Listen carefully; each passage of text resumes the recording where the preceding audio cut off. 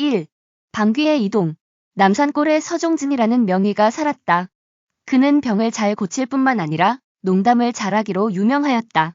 하루는 얼굴이 창백하고 얼빠진 듯한 환자가 찾아와서 진맥을 요구하자 어디가 아프냐고 물으니까 병은 이루 말로 표현할 수 없는 묘한 병입니다. 뭐라고 할까 저 달걀 같은 것이. 허허 달걀 같다? 예 그렇습니다. 달걀 같은 것이 올라왔다 내려갔다 하는데 이게 배에 여기쯤에서 목구멍까지 올라오면 숨이 꽉 막히는데 영 미칠 노릇입니다. 혹시 입으로 나오려나 하고 입을 벌리고 있으면 안 나오고 다시 내려가고 또 올라오고 또 내려가고 정말 도저히 견딜 수 없습니다. 의원이 들어보니 고금에 없는 병증세다. 서 의원은 눈을 지그시 감고 진맥을 하더니 맞았네. 그건 방귀의 일종일세. 자네 얼굴이 엉덩짝처럼 생겼기 때문에 방귀는 어디로 나가야 할지를 모르고 위로 올라와선 아래였던가 생각하고 아래로 내려가선 위였던가 생각하는 것일세. 뭐 대수로운 병이 아니니 얼굴만 갈면 곧 나을 걸세. 2. 가난이 죄지. 조선 중엽에 백문선이란 호탕한 건달이 있었다. 집안이 조석끼니를 제대로 못 그릴 만큼 가난했으나 그는 돈 벌 생각은 안 하고 날마다 건달들과 어울려서 술 출연만 하고 돌아다닐 뿐이다. 이 백문선에게 자식이라곤 무남동녀 외딸이 하나 있었는데 어느덧 나이가 차서 시집을 보내게 되었다.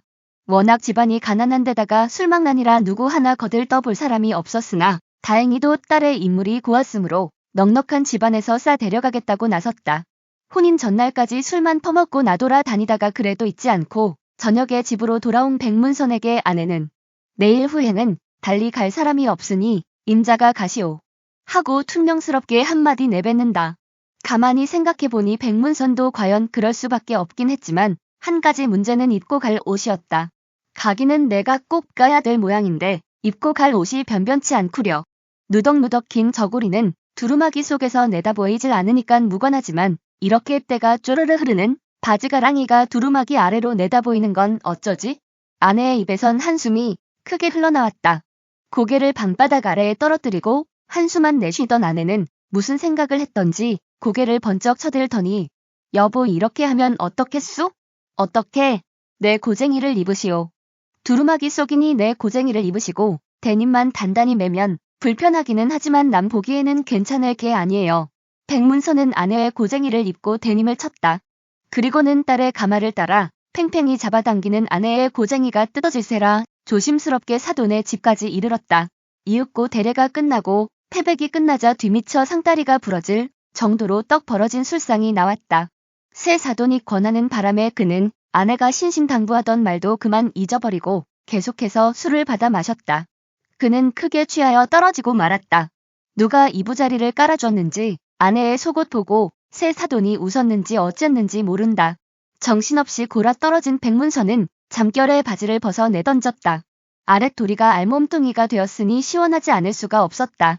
좀 시원해지니깐 다시 잠이 깊이 들었다. 얼마쯤 지나 잠이 깨자 백문선은 심한 갈증을 느꼈다.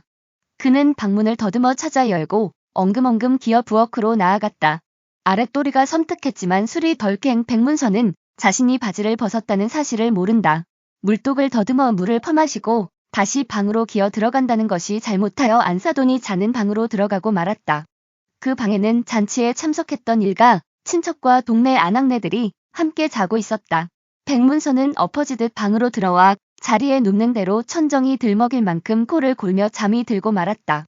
이튿날 아침 한 여인이 일어나다가 아랫목을 보더니 에고 망측해라. 저게 누구야? 하고 소리를 친다. 그럴 수밖에 없는 것이 백문선은 잠결에 손을 뻗쳐 남이 덮고 자는 후 지부를 끌어다가 얼굴까지 덮고는 벌거벗은 궁둥짝을 온통 까놓은 채 엎드려 자고 있었던 것이다. 그 여인의 소리에 다른 노인네들도 일제히 자리에서 일어났다. 뭘 그러우? 저걸 봐요. 누가 저러고 자우 글쎄. 다른 사람들도 모두 아랫목을 바라본다. 저런 망측스러워라. 누구야? 노인네들은 저마다 킬킬거리며 서로를 바라본다. 아 오쟁 할머니 아냐? 글쎄. 초저녁에 있던 오쟁 할머니가 없는 걸 보니 바로 오쟁이 할머니인가. 보우. 한마디씩 주고받는데 백문선이 잠이 깨었다. 술도 거의 다 깼다. 아뿔싸. 백문선은 자기 딸의 후행으로 새 사돈 집이라는 것을 그제서야 깨달았다. 그렇다면 자기가 어떻게 해서 이 여자들만이 있는 방에 와 누웠는지 도무지 생각이 나질 않는다. 잠결에 더워서 그런 개지. 깨면 부끄러워할 테니 가만히 아랫도리를 덮어드리고 우리는 살며시 나갑시다. 신랑 어머니의 점잖은 말에 부인네들이 혼이불을 백문선에게 덮어주고 조용히 방을 나갔다. 서광사 바람 해인사 바람. 합천 해인사 가마솥은 크기로 유명하고 안변 서광사 변소는 높기로 각기 전국에서 유명하였다. 어느 날 해인사 중이 서광사 변소의 소문을 듣고 구경하기 위하여 행장을 차려 떠났다. 서광사 중 하나도 해인사 가마솥이 크다는 소문을 듣고 행장을 차려 떠났다. 서광사 중과 해인사 중이 도중에서 서로 만나 인사를 나눈 후에 대사는 어느 절에 계시며 어디로 가시는 길이시오니까 소승은 안변 서광사에 있사온데 해인사 가마솥이 크다는 소문을 듣고 구경 가는 길입니다. 소승은 합천 해인사에 있사온데 서광사 변소가 높다는 소문을 듣고 직접 눈으로 보려고 가는 중이올시다. 이 풍류승들이 여기서 서로 만난 것은 우연한 기회가 아니라 하며 둘이 자리를 잡고 앉아서 먼저 서광사 중이 대체 귀사의 가마솥이 굉장히 크다는 소문이 자자한데 얼마나 큽니까? 하고 물었다. 말로 이루 형용할 수가 없습니다. 지난 겨울 동짓날 팥죽을 쑤었을 때에 상좌가 나룻배를 타고 죽을 젓다가 바람을 만나 배가 어디론지 불려갔는데 지금까지 돌아오지 않았습니다. 하 굉장하군요. 동해만큼이나 큽니다. 그려 어찌 동해만이야 하겠습니까? 하면서 이번에는 해인사 중이 그에게 물었다. 귀사의 변소가 높기로 유명한데 얼마나 높기에 소문이 자자합니까? 높기야 말로 표현할 수가 없지요. 소승이 떠날 때 소승의 대사가 뒤를 보았는데 그동안 똥덩어리가 아직 땅바닥에 떨어지지 않았을 겁니다.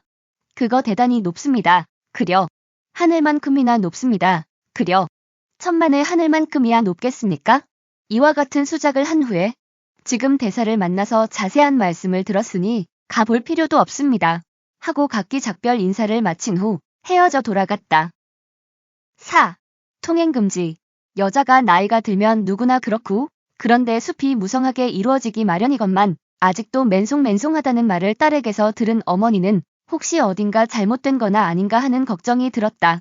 그래서 혼자 속을 앓던 끝에 이웃마을 의원에게로 상의하러 갔다. 그런데 의원은 그 처녀가 해프다는 소문을 벌써부터 듣고 있었으므로 싱긋 웃으면서 대답하였다.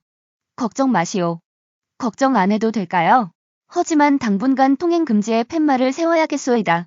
통행금지란요? 사람이 많이 다니는 길에는 절대로 풀이 나지 않는 법이니까요. 끝까지 시청해주셔서 감사합니다.